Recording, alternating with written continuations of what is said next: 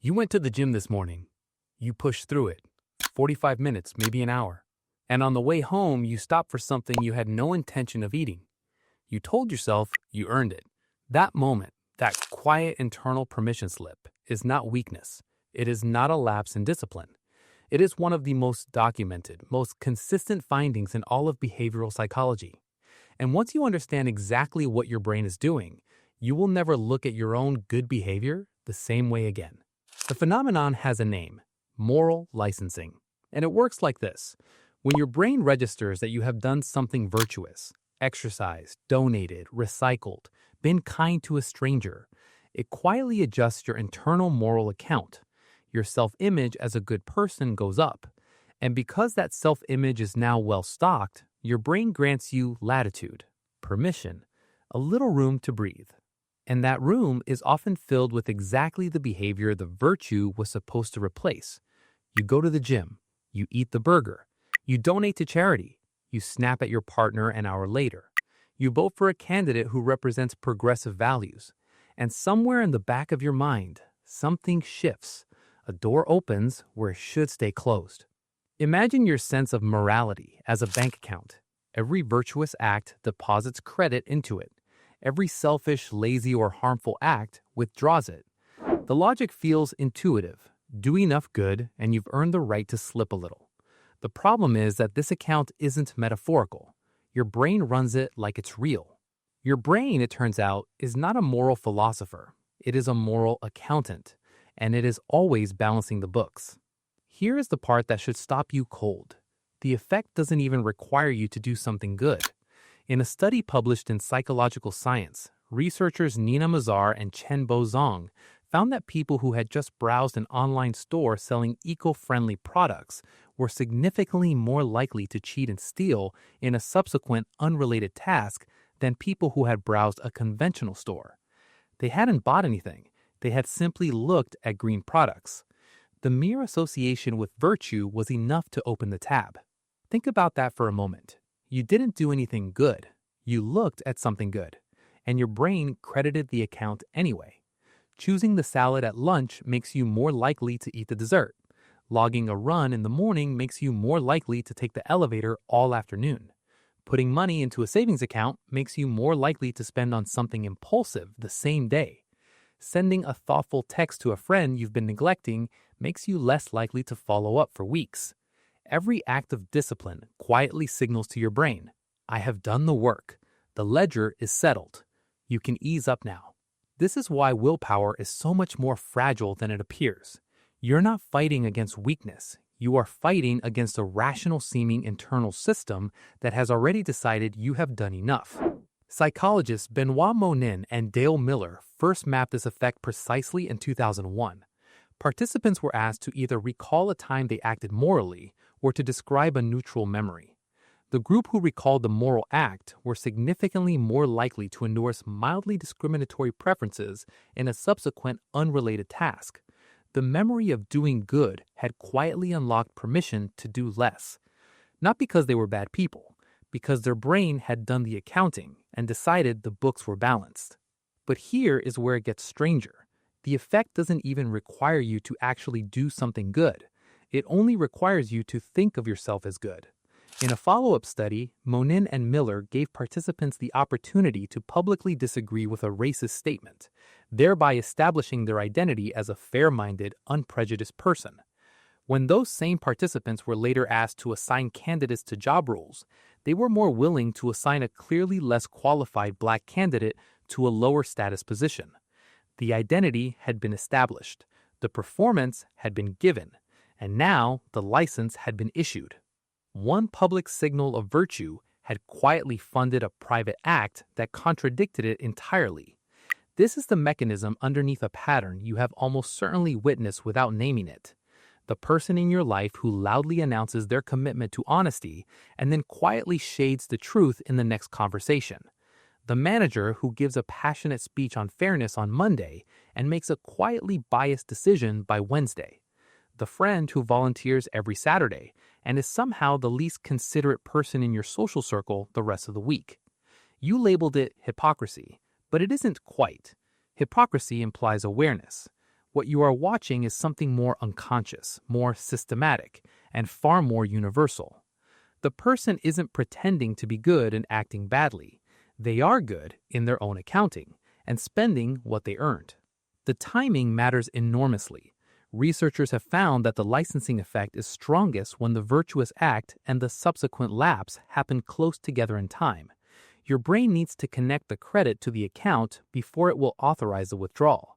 This is why a healthy breakfast and an unhealthy lunch can coexist so comfortably in the same day. This is why a productive morning so often dissolves into a drifting, unfocused afternoon. The brain registered the deposit. Now it's waiting for you to collect. There's also a category of licensing that runs in reverse, and this one is perhaps even more disorienting. Researchers call it moral cleansing. After acting badly, people don't always feel licensed to do more harm. Sometimes they feel a powerful urge to do something conspicuously good, to rebalance the account in the other direction. This is why remorse so often produces sudden acts of generosity. This is why confessions feel like relief even when the consequences remain. The brain is desperate to zero out the ledger, and so it overpays on the next deposit, and then, quietly, begins spending again. You can watch this cycle play out in real time if you know what to look for. The dieter who breaks the streak on Friday and then spends the weekend in a spiral. The person who loses their temper and then becomes exhaustingly kind for the next 2 days. The executive who cuts a team and then donates to an employee wellness fund. These are not separate, unrelated events. They are the same system completing its loop. Vice, guilt, compensation, license, vice again. A closed circuit, running on autopilot.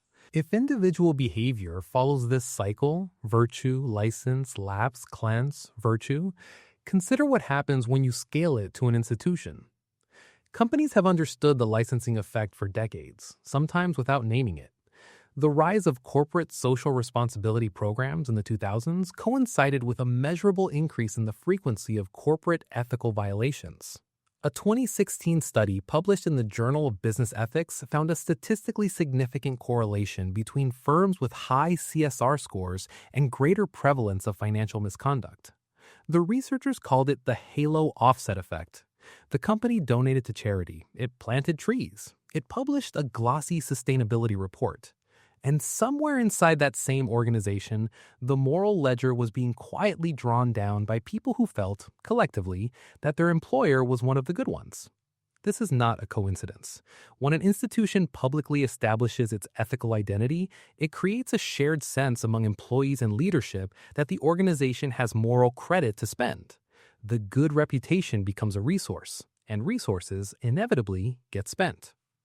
Governments operate on the same logic. A landmark environmental protection bill passes, and the same legislature quietly rolls back on enforcement on an older regulation. A public health campaign succeeds, and funding slowly shifts away from the infrastructure that made the success possible. In politics, moral capital earned on one issue is routinely spent on another, often in the opposite direction. The sociologist Diane Vaughan, in her deep investigation of the Challenger space shuttle disaster, documented a related process she called the normalization of deviance, the gradual drift by which an institution that understands itself as competent and ethical begins to permit small rule violations because the overall identity feels secure enough to absorb them. The performance of goodness funds the tolerance of failure. You can see the same structure inside almost any organization you've worked in. The company with the best culture deck tends to have the most quietly miserable employees. The team with the most celebrated diversity initiative tends to be the least equitable in its day-to-day decisions. The public commitment to virtue establishes an identity. The identity issues the license, and the license gets spent in exactly the places no one is watching. So, what do you do with this?